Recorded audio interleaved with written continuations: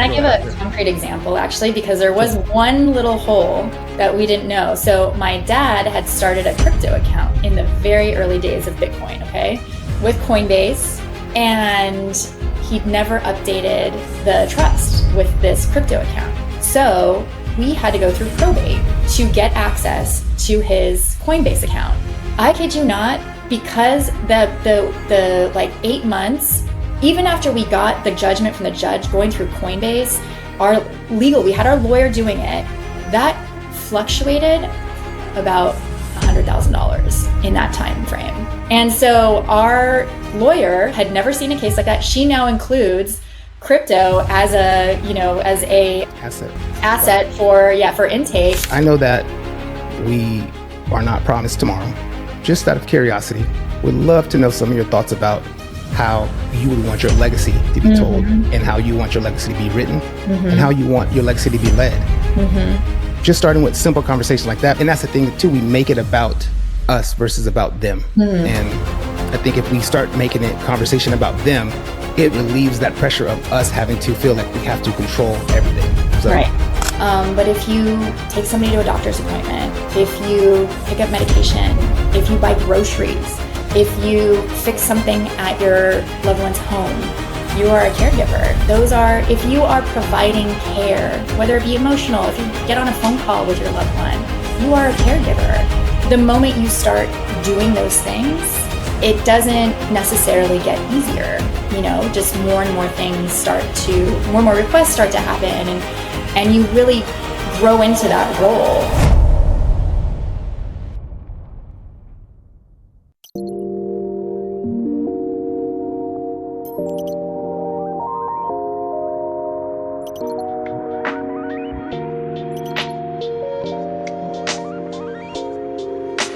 there are moments in life that split everything into before and after. For Nicole ΑBeckett, those moments came when both of her parents passed about 6 years apart. She found herself in the impossible space between joy and grief, and soaking up every moment while knowing those moments were running out.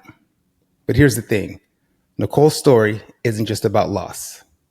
It's about what happens when your family does have the hard conversations ahead of time. Her parents, especially her father, were planners.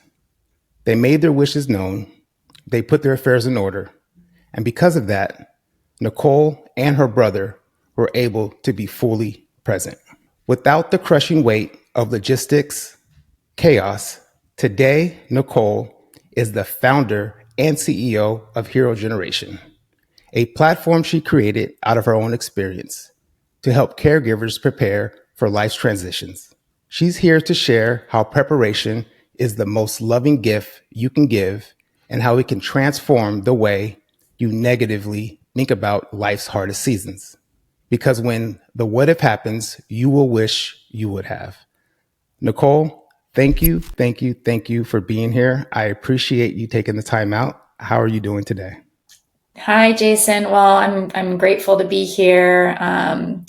I think the message that you're spreading, sharing is so incredibly important. So I'm really grateful to be here. Thank you. Thank you.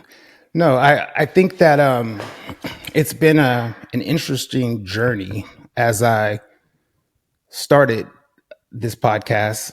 I think that there has been a lot more parallels and relatability across multiple platforms.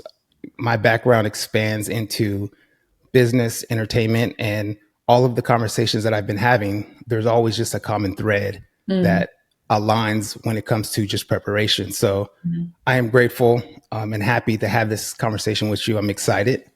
So I like to just dive right in. So you've lived through some of the most emotional and intense experience a family could actually face. With your parents passing just years apart, I want to start there. Can you take us back to the season that you were in and what it was like in those days?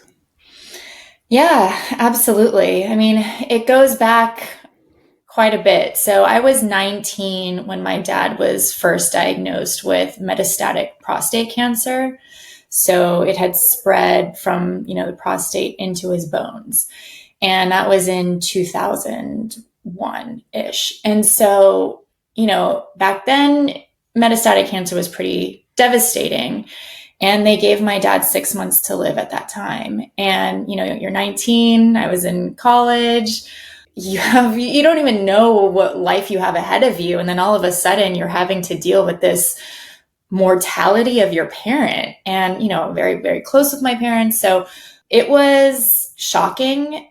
And by the grace of God, there were medicines and therapies, and my dad ended up living for 15 years with his metastatic cancer, which is incredible. So I can remember the initial point where it was like, I thought, the emotions that you would expect. Oh my God, I'm going to lose my father, like everything that you would expect. And then shortly thereafter, it kind of just became this thing that we lived with that just kind of lurked in the background. And my mom, was perfectly healthy at that time. And so it was really just the focus on my dad. And let me tell you who my dad is. So, tough, grew up in a Irish, Catholic, Polish family in Philly, like in the heart of Philly. Went off to the Peace Corps when he got out of, college. He's always been somebody who's been very self-maintained. When he was 18, he took out a life insurance policy on himself so that his parents, something happened to him, his parents wouldn't have to cover his funeral costs. They didn't have a lot of money, and he wanted to make sure that he wouldn't be a burden on them. So that's just telling you who the type of person that Dave Legacki was, my dad. So when cancer hit, he got to work in taking care of all of, the arrangements should, it play out. I mean, it was going to play out eventually. And so everything from, he always had a will. My parents always had a will, but making sure it was updated, will and trust. His wishes, he wanted to be cremated, and he was a big fisherman. He wanted his ashes to be spread in the ocean. He made that very clear to us. And while that was always tough to hear, the finality of it, and I didn't know this at the time, but now, of course, in reflection, like just him taking charge of all those decisions just released us of those hard decisions that we had to make. And again, I didn't even know it at the time. But now in the work that I do, just being able to reflect back and just understanding such an act of love that was from him, like taking on those tough decisions himself. I couldn't be more grateful. And then I spread that message. And then, so my dad passed in 2015, and my mom, who had developed a lung disease, she passed 6 years later, but, she carried on the same legacy, and they made a lot of their decisions together before my dad even passed. And so when it was her time, again, I didn't have to make those tough decisions of what's going to happen afterwards, or we got to get the finances in order. Everything was in order. There were life insurance policies. There were all the finances were taken care of. It was all there, and it would just made it one less thing to have to carry, when we're in the final stage. So I'm forever grateful. And as much as I can share, just like you're doing, which is why I was just so happy to meet you, share that message, as difficult as it is. It just makes it so much easier in those really heavy emotional moments. No, absolutely. And I think there's a lot that I want to unpack there, because there's so many different dynamics and aspects into just kind of what you were saying. And my goal is to make this practical, actionable also for people that watch this, that are either thinking about it or in the stage of preparing and planning. So I think that the first thing I wanted to ask, which is, I'm curious, when the first diagnosis happened, and then was he given, what was the time frame that he was given to live again? 6 months. 6 months. So did you grieve? Because I always say, and this was what happened with me is the moment that I got the information and the diagnosis came, that's when the grieving started for me. And I'm curious on, based upon the getting the information, and then it was supposed to be 6 months, and then he ended up living. Were you grieving that whole time because you knew that there was potentially a due date, or did you grieve? Did the grieving start after he started to maybe turn the corner and go a different direction? Deteriorate more, yeah. It's a good question. Yeah, I think, grief is not linear. It was definitely like this. And in the beginning, like the very first moment, yeah, it was, I didn't know what a grief was because I was 19, and neither of my grandmothers, both my grandfathers had died before I was born. And so my grandmothers very close with were still alive. So I hadn't been through grief yet. And so I don't think I knew what that meant. And when you're 19, right, you still believe that you're invincible, your family's invincible, nothing bad can happen to you. So I don't remember going through I remember being incredibly shocked and sad and crying and upset when we were initially told.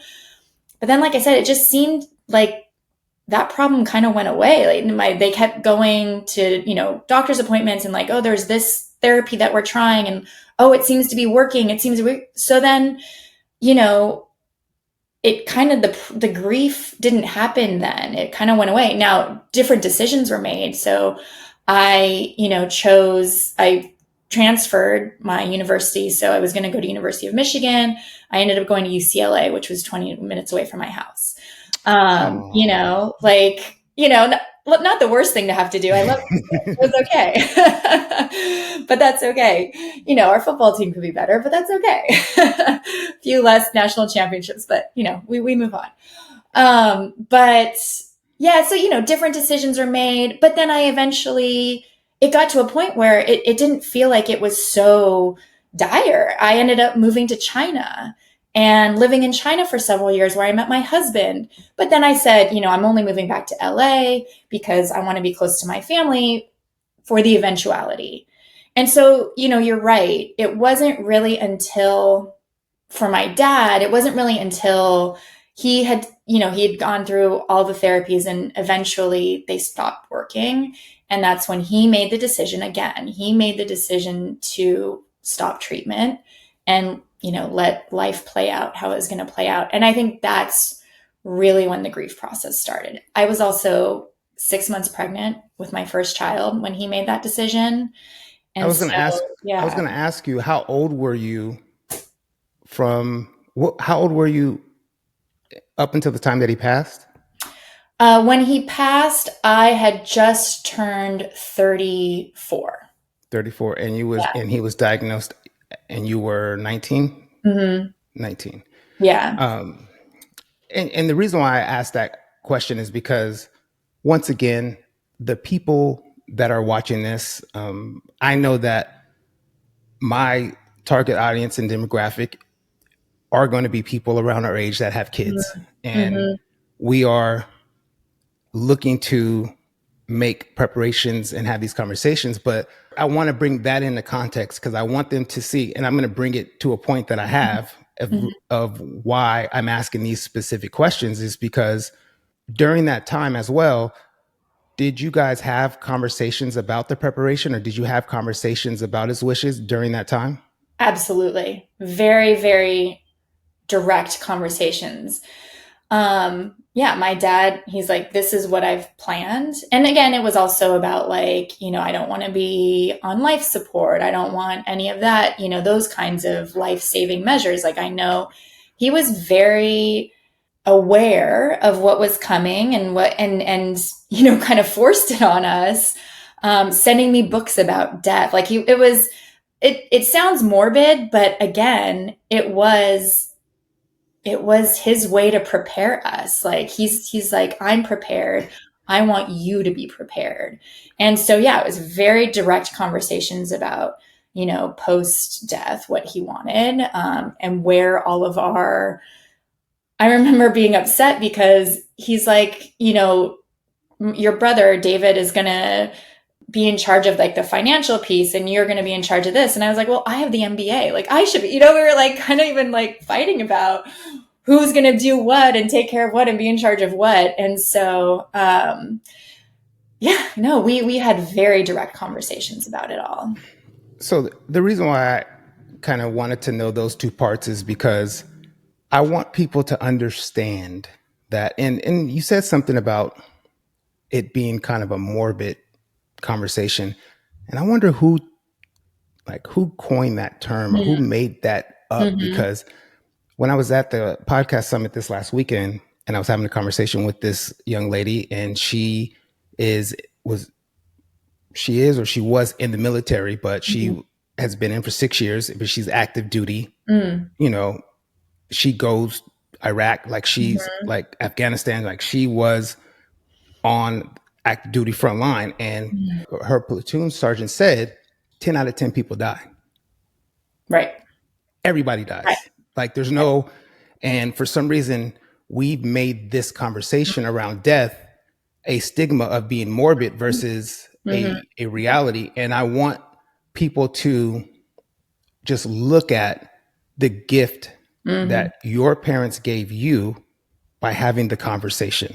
100%. Like, look at the person that we're talking to, look at the clarity, the strength. Like, this conversation is about the gift of preparation. And I want people to look at the other side of the coin of what it looks like when your parents do have these conversations, and us as we are building our families and building businesses and having these conversations. Because you said something that I think, as we've seen, I know it could have really destroyed you and your brother's relationship if the conversation about who was going to handle the finances wasn't had before. That could have been one thread that could have simply destroyed your family, opposed to your dad and having that conversation ahead of time. So I think that was a tremendous gift that he gave you, is to have that conversation with you guys ahead of time. I couldn't agree more. And sending the book about death, as much as I was in that headspace of this, I don't want to deal with this. I don't want to accept this is what it is. I think people just don't want to accept the finality of what it is. And that's, I think that's natural. But when you can get to that place, or like take baby steps to get there, it is an incredible gift. I mean, there's so much, because especially with when my mom was passing, my brother and I did fight about things. It had nothing to do with planning or whatever. It was the emotional weight of everything, this is it. We're losing our final parent, there's so much, like you say, that can be just hurt, and all of this to come out, and, it's a new emotion that you're dealing with, that to take a bunch of stuff off the table that doesn't need to be there, because you can plan. Even now, my husband and I, now we've talked about it, right? We're perfectly healthy. We have 2 young children though. We've talked about all of these planning pieces. And so it is tremendous. You don't really know until you go through it. So having gone through it, those of us who have gone through it, if we can espouse it as much as possible, you just kind of have to take our word for it, right? Yeah. And that's the thing where I just encourage people that they say wisdom comes from experience, but wisdom does come from experience, but a wise man gathers wisdom to be able to see other people's experience and take that in, to be able to implement it in areas that they've seen without having to go through the exact same journey. And where they can't see it themselves. Yeah, that's really well said. And that's what we are giving to the people that are just tuning in and watching, is that, and I had this conversation. With one of my coaches when I was in Atlanta, because I always bring in these rap metaphors. Because I was talking to this doctor and I brought in a Tupac one, so I have to bring one in for Jay-Z with you. But there's a Jay-Z line, which is I'm West Coast, so you can bring in Pac. Okay. So yeah, and I was a big Jay-Z fan, and I used to get it because people Yeah. love Tupac. I love Tupac, but I love Yeah. Jay-Z. That's okay. And there was a Jay-Z line that he said, Hove did that, so hopefully you wouldn't have to go through that. And even bringing that to the point where he was just talking about, there was this big conversation to talk about, would you take $500,000 or would you have a dinner with Jay-Z? And there was this big debate online about this. And Jay-Z was like, take the $500,000. He's like, everything that I told you or what I would tell you is in the CDs that you can get for free. Like, that's all the information. Yeah. And that's where it's like, it's the same thing. We are giving you information from real life lived experience. And the ones who do put this in place, I can guarantee you that the peace of mind and the chaos is going to be mitigated based upon you having these tough conversations. And I just believe also too that tough conversations is an act of love because it's you willing to stand in the fire to be able to allow other people around you to not get burned by a lack of just running around. Because if you're standing in the fire, but you don't choose to have the conversations, when you run out the fire and the fire's on you, all you do is start to burn up people around you. So you have the ability to extinguish that before that actually does happen. So thank you for that. I think that was good context to just kind of really prefacing more about you, your background, and just kind of how you came around full circle. So I want to switch the conversation a little bit now and talk more about, obviously, some of the things that you've talked to caregivers about, some of the things that they've experienced, because once again, we're giving you guys different perspectives, not just from ours lived experience, but we're giving it from other in-depth domain knowledge that we've spent with other people who've lived it. So the caregivers that you have dealt with, what are some of the challenges that you've seen them go through when families just aren't prepared? I mean, where do we begin? It's all the things. It's emotional stress, it's financial stress, it's physical stress. And so, typically with a caregiver, it usually falls on one person who's sort of like quarterbacking everything, right? There's one person who has all the knowledge base. There's one person, and that same person is usually physically present with their loved one as well. And it becomes just easier for that one person to take care of everything.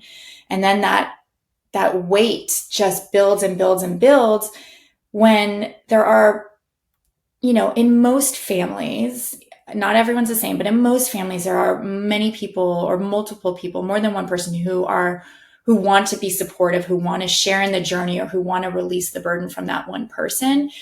It's just really hard to do because when you start to collect all the documents, when you start to be the holder of the medical, what's going on medically, it's a very hard to release that, to then also sit down and be like, okay, let me type this up and share it with everybody and also be the communicator to everyone.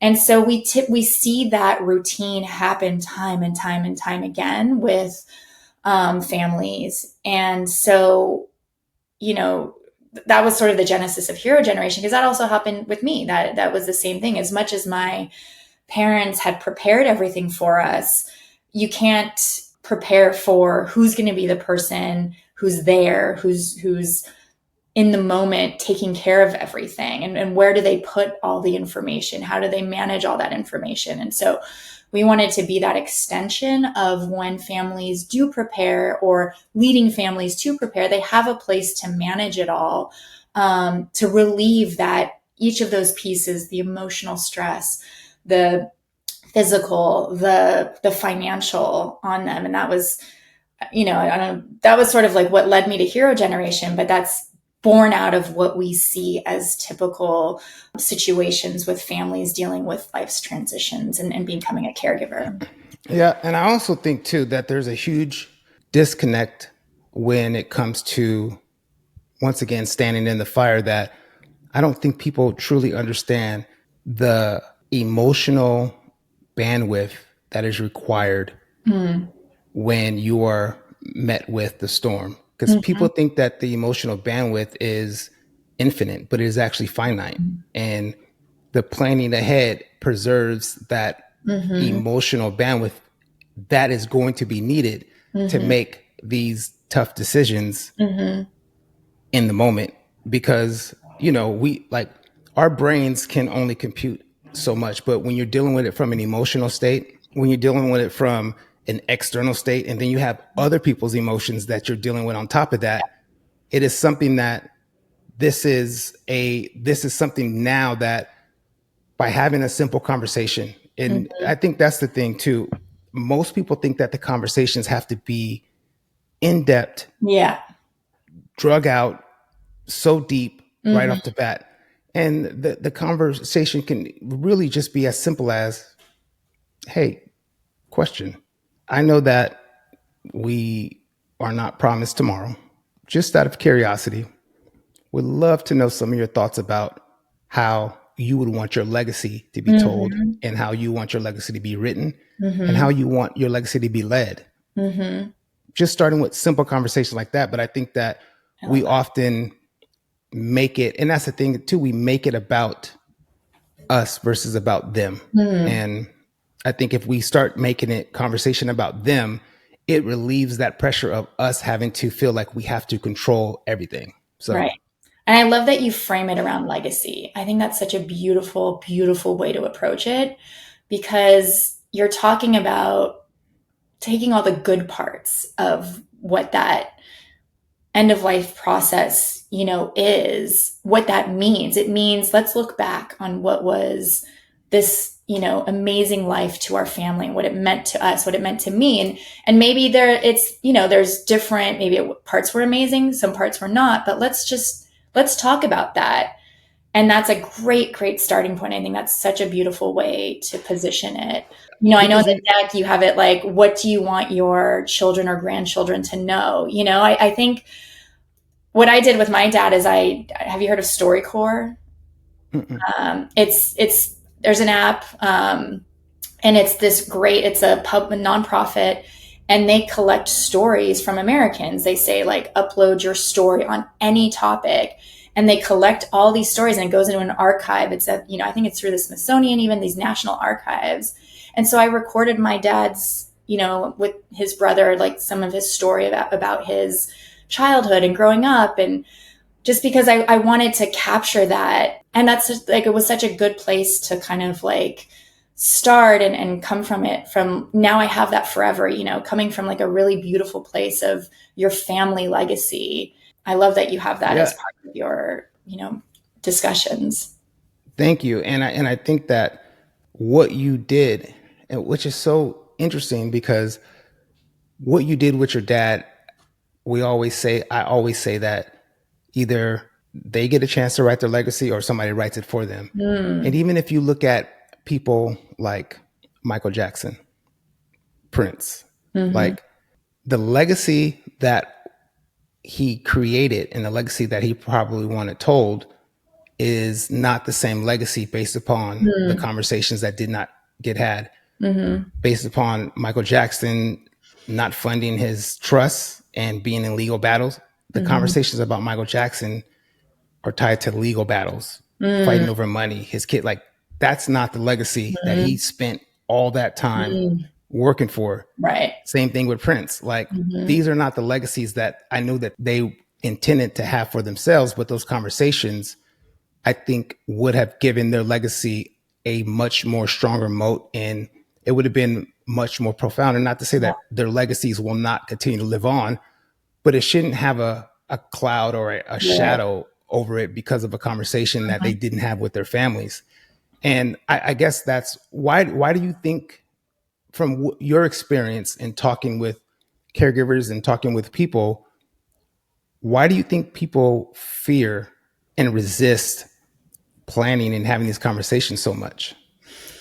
It's, again, especially if you're going through it for the first time, it's the fear of the unknown, because in culture, death is terrible. Death is your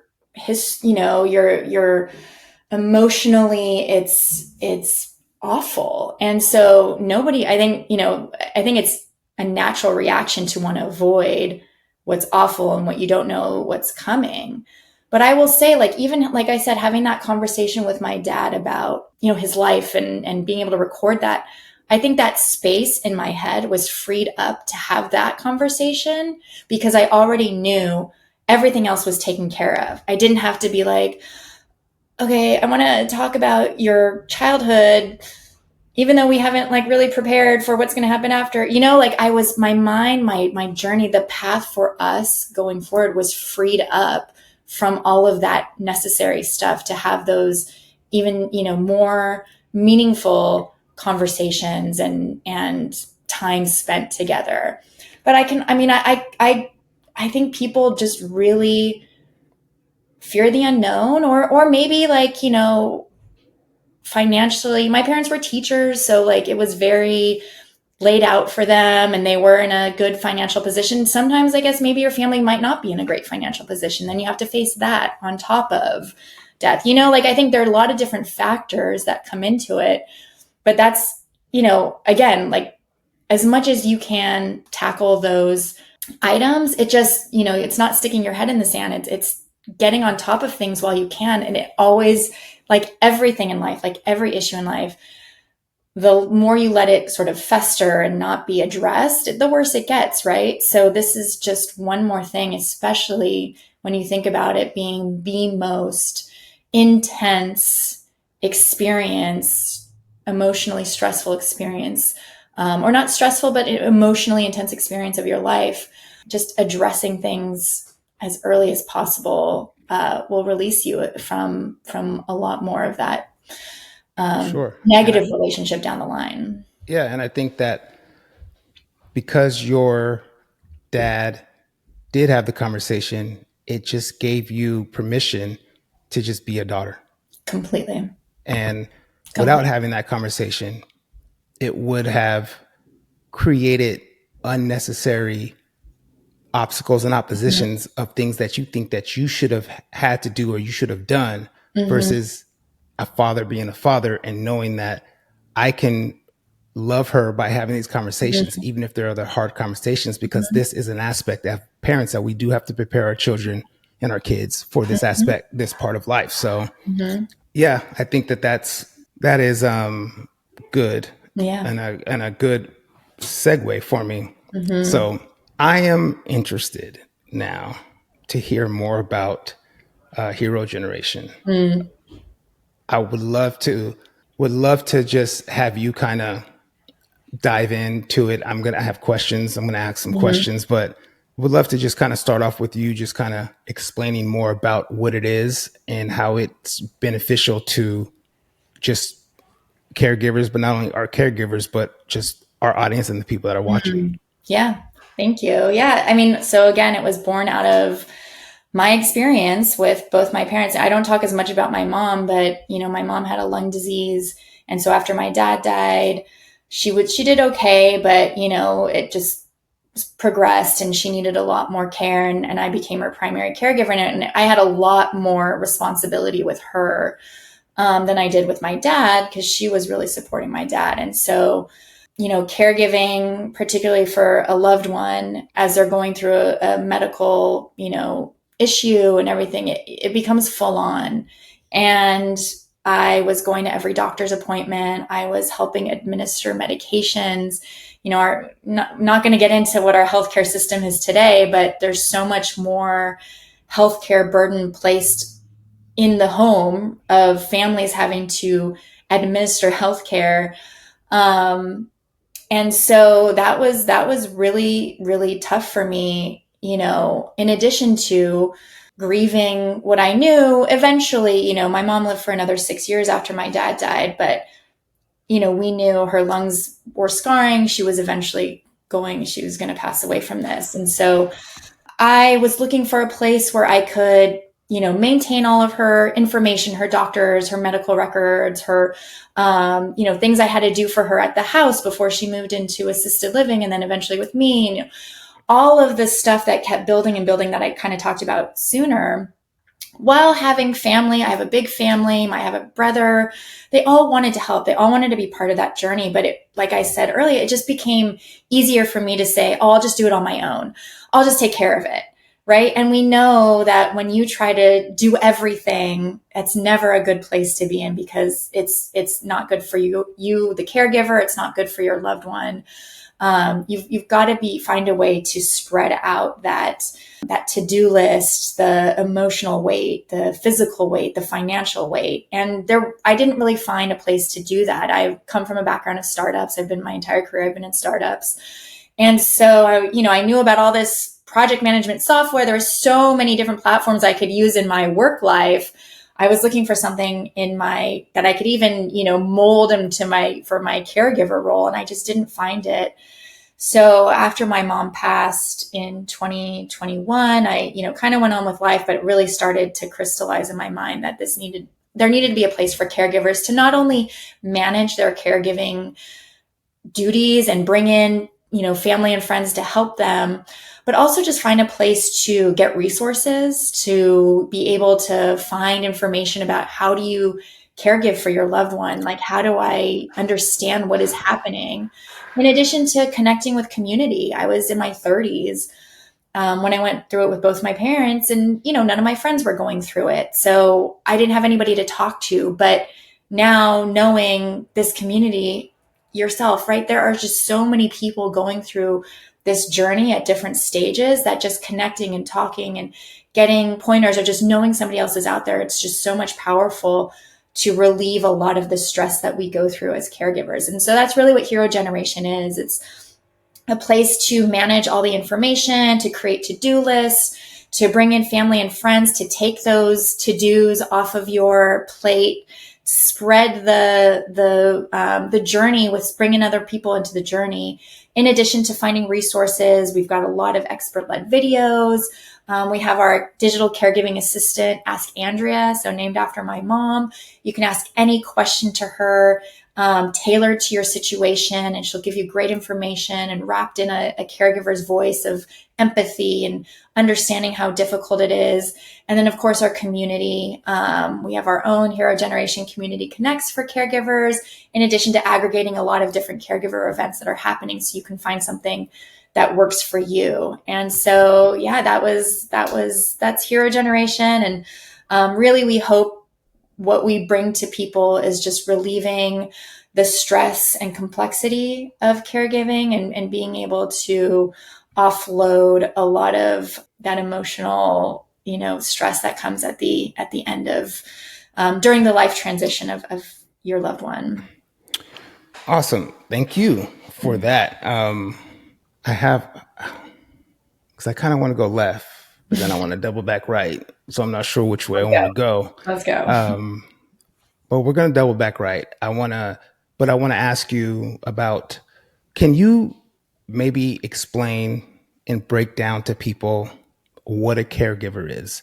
Because I think most people think that a caregiver is somebody that is just hired from a service, and they come in and they take care of your grandmother, and they put her socks on and walk around the block. But could you just give, for people that are watching who may not have a full understanding of what a caregiver is and the differentiations of caregivers, could you just kind of maybe educate them a little bit more on that? Absolutely. So a family caregiver is somebody who is caring for a loved one who may be an elderly parent, an ill spouse, or a special needs child.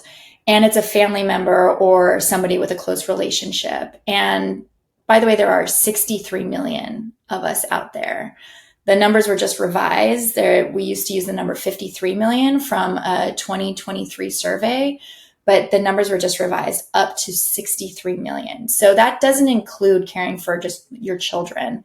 It's providing care to a family member or friend in a close relationship, somebody who may be ill or have special needs. And it's funny that you say that, because when I was doing it for my parents, I didn't know I was a caregiver. I wouldn't have classified myself as a caregiver either, because you do think of a professional caregiver, but I say to everyone, if you're not understand what that is. If you're not one now, you eventually will be. It touches everybody. And so again, just like planning this, the sooner you can plan for when that does happen, or, right now, start gathering information, even if your loved ones are healthy. You never know when something's going to strike, and then you're scrambling for information and where do I go? What do I do?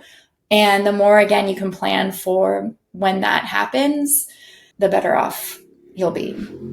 So for people that are watching, and once again, educational, practical, and actionable steps that we want to be able to give people that are watching.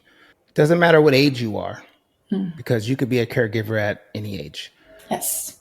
Can you maybe give 3 things that can help someone that's watching identify that they are a caregiver? Because sometimes people are watching and they're like, well, I'm not a caregiver. That's just my mom. I'm not a caregiver. That's just my daughter. I'm not a caregiver. That's just my friend. So could you maybe just give 3 things that for the person watching that's wondering, am I a caregiver or am I just a son? Am I a caregiver or am I just a mother? Can you give maybe 3 things to help them identify that they are a caregiver? Sure. So those things don't have to be mutually exclusive, right? You definitely are a son, a daughter, a spouse. But if you take somebody to a doctor's appointment, if you pick up medication, if you buy groceries, if you fix something at your loved one's home, you are a caregiver. Those are, if you are providing care, whether it be emotional, if you get on a phone call with your loved one, you are a caregiver. And there's a full spectrum of the difficulty of that, or the needs that are required by your loved one. But the moment you start doing those things, it doesn't necessarily get easier. Just more and more things more and more requests start to happen, and you really grow into that role. And it doesn't have to be all negative. It doesn't have to be all, the march towards death. You're just supporting somebody, and there are, ways to manage that process, and that's what we wanted HeroGeneration to be, is to, even if your loved one is perfectly healthy, but they may be getting older, it's, your parent, having their information of knowing who their doctor is, having a will and trust prepared and knowing where it is, having a digital copy of it, knowing who the estate planner is, knowing, do they have an advance directive? Do they have a medical DNR? Do they have, because, I work with a lot of estate planners, and what they often say is, particularly, around dementia, Alzheimer's, when they get to a certain point, you can no longer prepare those documents because they have to be able to sign for themselves. The client is the loved one who is diagnosed. So, I think I went off on a little tangent there, but you didn't, because the caregiver. I just wanted to add to that. As she was saying, like Nicole was saying, most people don't know the right state of mind. That person could be in a concussion. That person can be in a coma. That person can be sedated.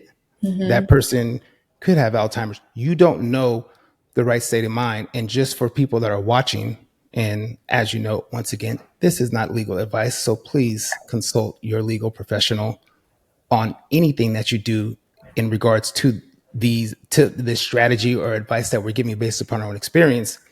But you have to understand that it doesn't, like, emotions and feelings don't play. When it comes to a point where, if you did not prepare and have that conversation, a lawyer cannot legally advise you or that person to sign any document if they know that that person is not in their right mind, because they are going to be legally responsible for that. Yep. So it doesn't matter if you are crying and pleading and begging, they will not be able to do it because they legally cannot do that, because it does make that document non-binding, because the person was not in the right state when they signed that document. So the things that the things that Nicole was communicating to you are the preparations of the conversations that need to happen. And I think that those are things which, shameless plug really quick, all of those things that Nicole just talked about, if you guys have not had those conversations, or you have some of those things, or you haven't talked through those things, there will be a link where you guys can actually go through a legacy audit, where I can actually walk you through what you have, what you don't have, and then point you in the right direction of the legal and domain expert that can help you put those things in place and make those things very transparent and organized and legally binding for you and your family. So just want to Can I give a concrete example, actually, because there was one little hole that we didn't know. So my dad had started a crypto account in the very early days of Bitcoin, okay? And with Coinbase, and he'd never updated the trust with this crypto account.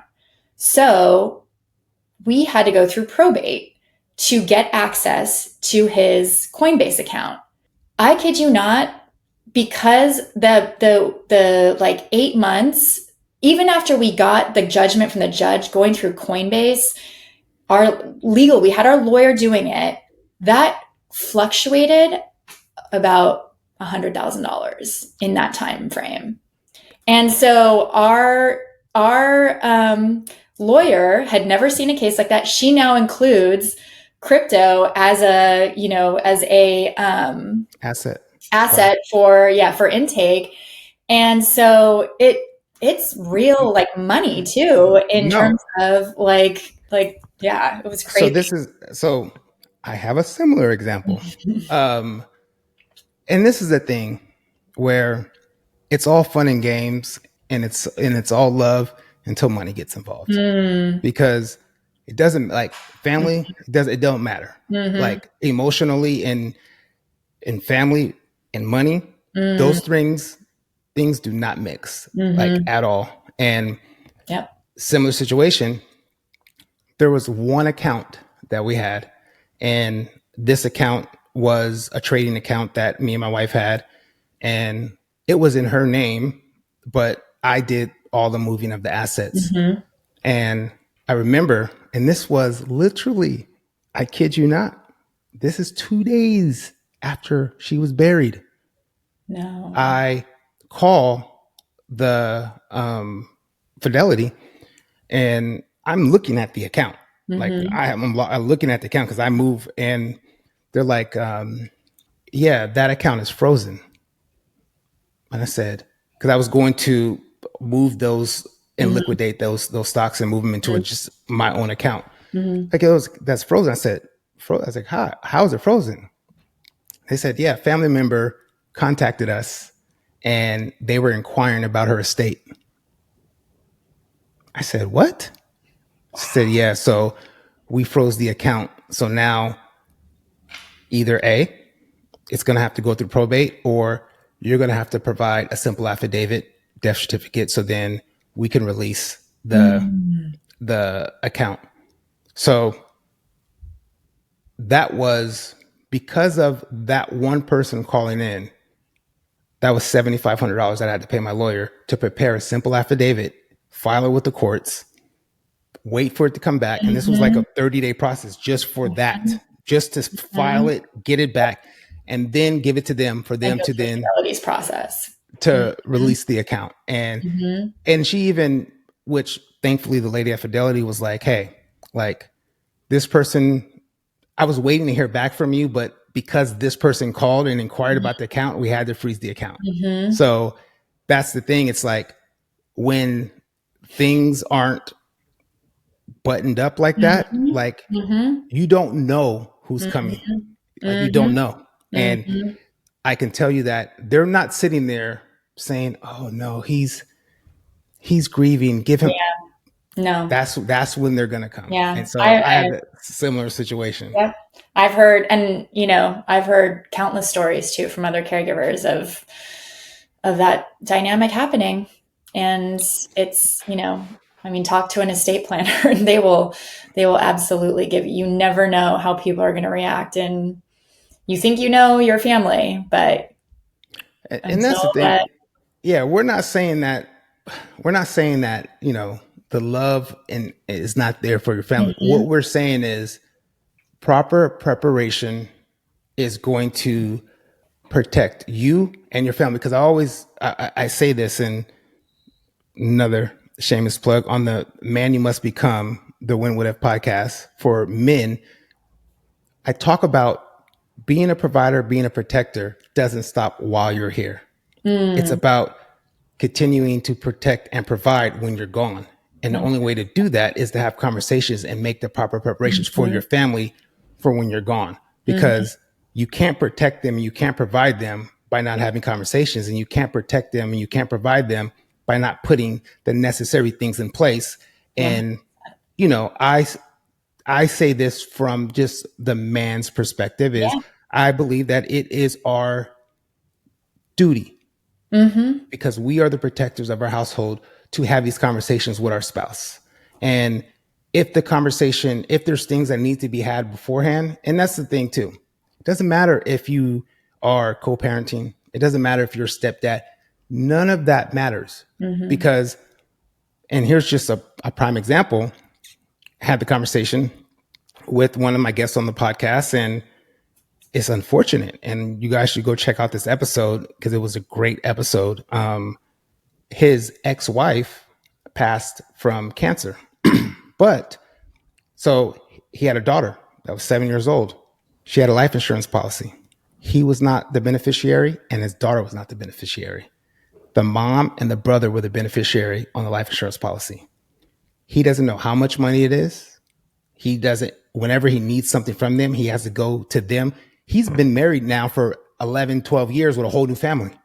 Oh, So he doesn't know where that money's at, and there's wow. nothing legally he can do about it. No. There's nothing. So that money that was supposed to be for the Mhm. well-being, and the thing is, at the end of the day, that was a conversation he should have had, Mm. regardless of what kind of situation. But you know, once again, great conversation. It Mhm. was just there was nothing like this that he was able to get information Mhm. from. He didn't know what questions to ask, and he assumed. And making assumptions when dealing with preparations is the biggest mistake that we can make. Yep. Never make assumptions, Yep. because assumptions are assumptions, and Mhm. most of the time we make assumptions feeling based. Mm. And when and that's why we see most of these families torn apart, because the assumptions that we make is, well, that's my mom, so I Right. know that they're going to do this and that. And that was kind of the same situation that happened, where they were like, well, I know that this person had to leave Mhm. something and I was like, Yeah. no. And it can feel like icky, right? To let's look at the documents and let's see, financially, is everything in place, before the person has even passed, right? Because you're like, oh, you feel like, oh, I'm just counting the money. Like, what am I going to get? Blah, blah, blah. But again, these are the uncomfortable realities and things that you need to do to make sure that you're that everything's taken care of. Like I inherited some property. And so when my husband and I were making our trust, I created a separate trust so that if something should happen to me, and then, my husband gets remarried and has, kids with a second wife, that those properties would go to my children, not the collective pool of children, right? And it felt awkward, like talking about, okay, when you get remarried after I die, blah, blah, blah. But it's just something you have to just acknowledge that it's a possibility and prepare for, because I would hate that in that situation that these other kids get my parents' legacy and our family's legacy rather than go to them. It's just the reality of the situation. And honestly, you have that conversation and you take care of it, and then it's done. And then Yeah. you're done. So And so I'm gonna turn into a nerd for a second, because you kind of hit one of my trigger words that I love talking about: trust. nah. I love talking about trust. So yeah, for me, what I did, and I knew this because me and my wife had talked about this years before, and what I created was It's actually like a dynasty trust. And even just the creative conversations that I had with my lawyer about certain things. And he was like, well, let me look into this because I know this law that was in place, but that may not be in place anymore. But what I did was I created, it's called, it's my legacy trust. And all of my assets from properties, businesses, real estate, even with the IP that I created, all of that is owned by, because regardless of what I do with it and where it goes, they still have the ability to take the IP that I created and start a business and do what they want with it. But in my trust, I have an outline of bylaws that dictate exactly how all of the assets are to be managed, how they are to be handled. And even when it comes to, and there won't be any distributions from our trust. You can only take loans based upon the money out of our trust, but there's actually stipulations on how those loans can be taken out. And everybody that is taking a loan out from the trust has to have a life insurance policy that is owned by the trust. And even when we take out loans, whether if our kids take out a loan to purchase a house or a car, the trust owns all of those assets. So there is a, once again, outline of how they can use the asset. So it doesn't matter if my son's wife leaves him or if my daughter husband leaves, the house is owned by the trust. But you do get full access and full rights to doing that. And anytime that there is money borrowed, that money is just borrowed and paid back into the trust. So it continues to replenish and rebuild. But that's that's deep. I love it. me and my lawyer, it took us like 2 years to really nail down, because I wanted to, I talk to people about wills and trusts all the time. And I wanted to take all of the information and make something that, they talk about generational wealth, but I believe that generational wealth does not precede generational knowledge. And the knowledge that is there, but also too, the instruments and documents that are in place and how they're structured does also protect that as well. So I know that we're at some time. We will have another conversation because I am curious. I would want to dive into just you as an entrepreneur and how advice that, and maybe I'll ask one question.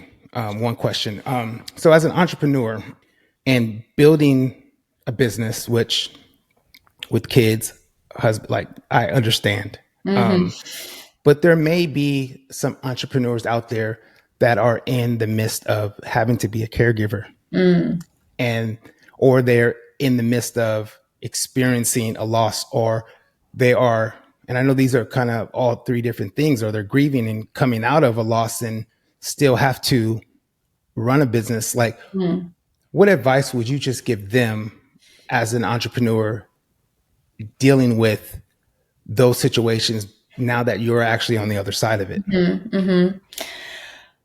Well, one, recognize it's not easy. This is not easy. There is nothing easy about it. And if you need to take that day where you just lay on the couch and, listen to podcasts or watch TV, watch a movie, that's okay. That is okay. If you need a day or time just to not focus on anything, that is okay, because everything else will go on. It will go on. Eventually, there's just a way, you've got to figure out a way to bring it all together, manage it all. And there are people that want to help you, particularly with the caregiving. That is definitely something. A lot of caregivers say, oh no, they don't want to help. They don't want to help. Well, or when somebody asks, what can I do to help? You don't know what to do.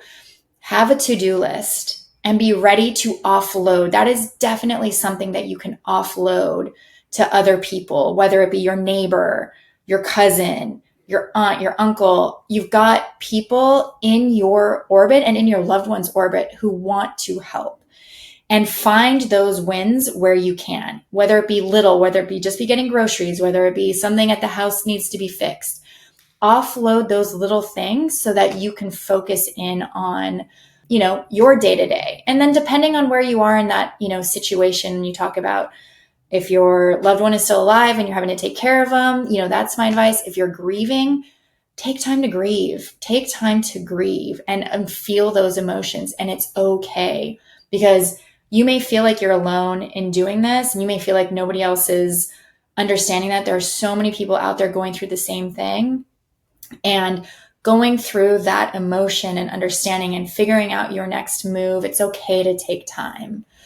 I don't have any like silver bullet that says this is what relieves the pressure of, caregiving and being an entrepreneur. There's not one thing, but taking little wins of offloading stuff to other people is really, really, really important when you're caregiving. And then when you're grieving, just going through the grieving process and finding, being able to talk about your story. I don't know about you, Jason, but I love talking about my parents, and I make it emotional sometimes. I mean, you're still like very fresh off of it. And I love talking about my parents no matter what, and find that outlet to be able to talk about your loved one. And, it's feel the process. It's a human experience. It is the realest human experience you can go through. Feel it, go through it. Do not ignore it. Do not push it to the side. Like, feel every bit of it. Absolutely. And I think that, just how my brain works, I was thinking about this. So it's not going to relieve the emotional pain, but it can help it can help put things in place and tools that will give you the ability to rebuild that emotional, mental, and spiritual stamina that you will need to run this race. So, and this is the last thing and we'll close out, but every entrepreneur, you need to have a life insurance policy. If you have a business, your business needs to have a life insurance policy on you. And it also needs to have a life insurance policy on your significant other if you are an entrepreneur. The reason why I say this is there is going to be time that is going to be needed. And that one specific life insurance policy can be designed to give them therapy, at least 6 months of them not having to worry about any type of financial stress, freedom. And then if you have kids, the ability to pay for additional help to come in to help relieve some of that pressure. And that can all be done by a life insurance policy that can just be designated specifically for those things. Mm-hmm. So that is something that I would just highly recommend for entrepreneurs to maybe just look at as well. Yep. So awesome. Okay.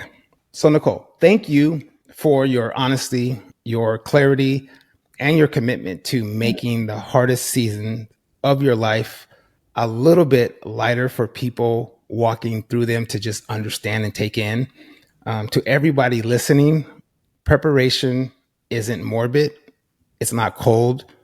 It's the most loving thing you can do for the people who will one day have to live without you. So start with one step, write down a wish, have 5-minute conversations, and open the door, because you never know when the what if happens. And when it does happen, you will wish you had. Nicole, where can they find you? Where can they find your platform and get more information? Yeah, so we're at HeroGen.co. If you just Google HeroGeneration, you'll find us, but we're also at HeroGen.co. We're on Instagram, hero__generation. But again, if you Google us, you'll find us.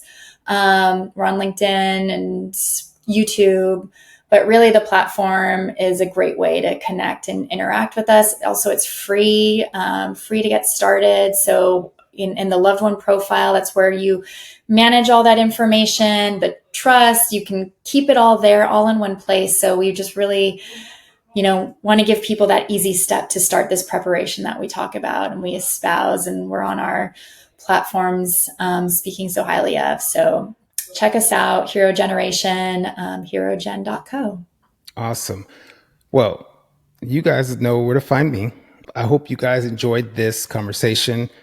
If you know someone that can benefit and get educated from the information that we provided, please share this information with a loved one, friend, family, coworker, anybody you feel that can really benefit from this.